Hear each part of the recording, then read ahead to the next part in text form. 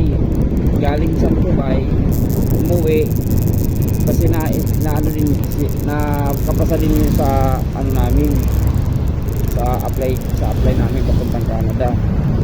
So inano sila, kumbaga pina-withdraw kasi hindi pa kaya ng management ng company ko. So withdraw yun, mag-apply siya sa iba. So ngayon nasa US na tuloy siya. Oo, naswertehan siya, napag-apply niya sa agad eh. Nauna pa sa amin. Ano na ngayon sa US? Sabi ko, swerte mo naman tol. Kami andito pa, nagkikipagpatintiro pa kami sa ano namin, apply namin. Ikaw andyan ka na, sumasahod ka na. Nautangan ko na nga yung sir ng ano, 5,000 eh. Oo, sabi ko, pero dalawang beses pa lang kami yung nag-meet sa ano, tawag doon sa trabaho namin, doon sa kumpanya na, sa EPC lang kami nag-meet. Sabi ko, buti na lang nagtiwala sa akin. Pero kasi alam naman yun, nag-apply din ako pa ibang bansa eh. Buti na nagpairam. Ang ano, ang mahirap pa doon sir, ang ano ko, ang medical ko, ang layo sa ano, sa Baguio. Yung final medical ko sa Baguio. Kaya ayun, ang kailangan ako ng pera. So nagsubok ako manghiram sa kanila, yung nandun na sa Canada at saka yung nasa US. Ayun, nagpairam yung dalawang kaibigan ko. Yung isa na sa Canada nagpairam ng 4,000. Yung US pairam ng 5,000. Oh, thank you Lord. Oh shit. Naka ano din ako, nakatawag doon, nagpa-chip din ako. Karoon din ako ng budget na masahe doon. Dalawa kaming pumunta eh. Yung kasama ko yung misis ko sa Baguio, para parang strolling na din.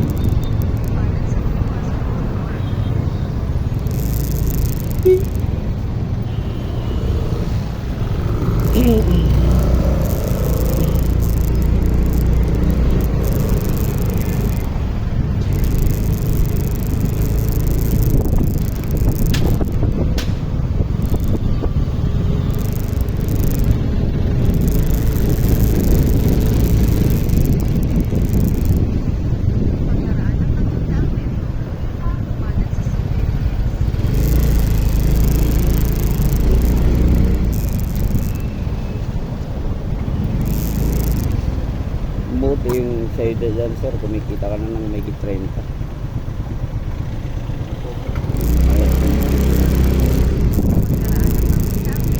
Oo. Kasi pag ganong kita na, kahit di na magpa ibang bansa eh. Oo. Ganun talaga, simula talaga sa mga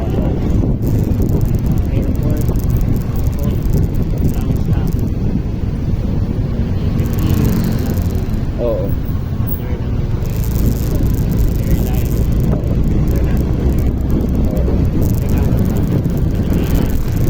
Ano pa, balang yun.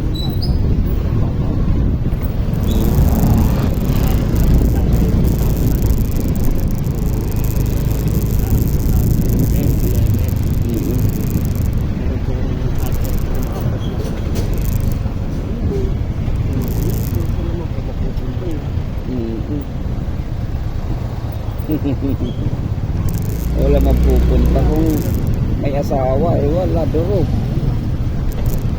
Kaya ako hindi na ako nangumpanya eh, kasi wala, kung 610 ang asahan mo, patay tayo dyan, durog yung pamilya ko, hindi kaya ng kitang ganun.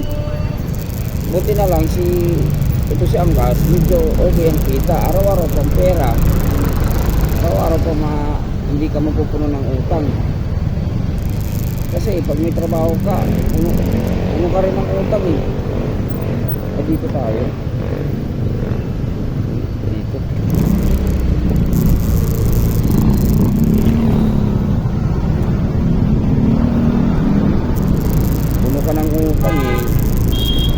nagtatrabaho ako sa kumpanya.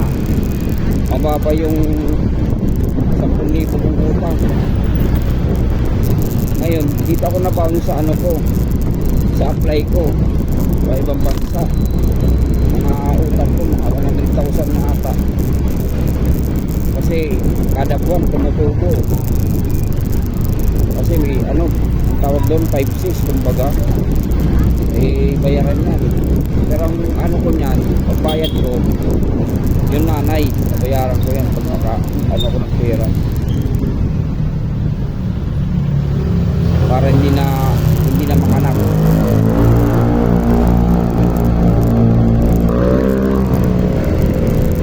Yung ano ko, yung medical ko, 13,500 yun. 500 yun. Malinis yun.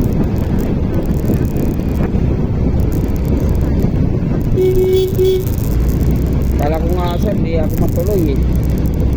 Kasi ano na yun, pangalawang ano ko na yun sir, pangalawang parang gano'n, parang pangalawang application. Kasi nag-renew ako din ng ano na medical eh. Pangalawang medical ko na yun. Dami nangyari, kala ko na sabi ko wala na, kasi natawa na matutuloy. Sayang yung ano ko, apply ko. Parang nawawala na ako ng pag-asa. Pag yung dumating noong 24,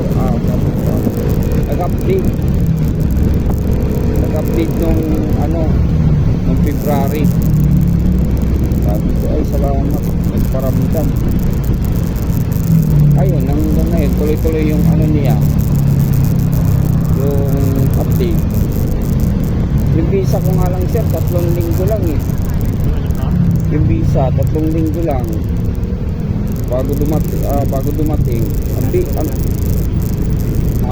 wala akong ginastos sa visa sir. Oo, sa agency mismo ang nagbayad. Wala akong binayaran doon, sila mismo nag process.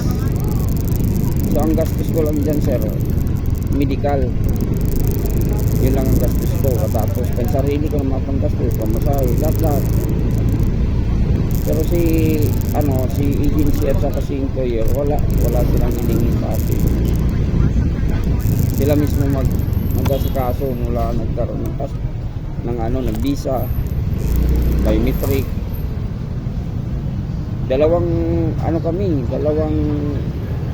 medical kami. Pre-med tapos final eh.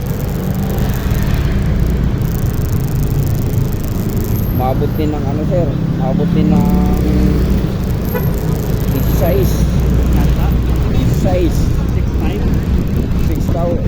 16,000. Oo. Sa ano lang yan, medical lang yan sir. Kumbaga sugal talaga eh. Sugal ka talaga, hindi pwedeng hindi.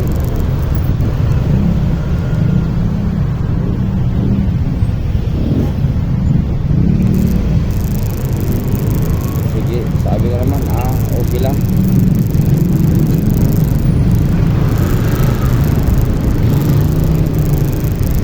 Ang importante, may visa na ako. Nantay ko yung 2 taon. Yan pa kaya na visa na lang. Hindi ko maantay.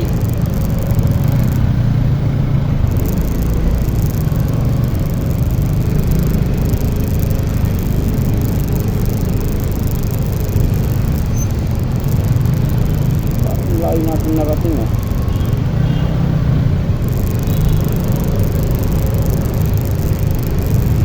Pinaikot-ikot tayo ni visa.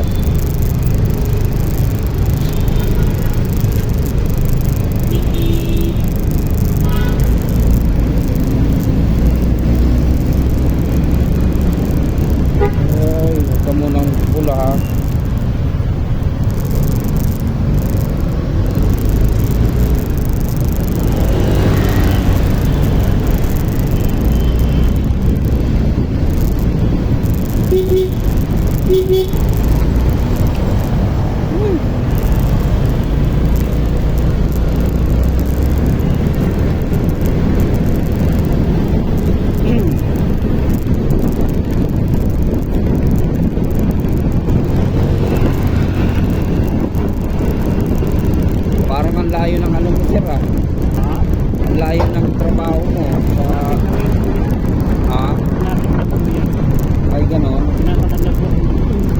ganon.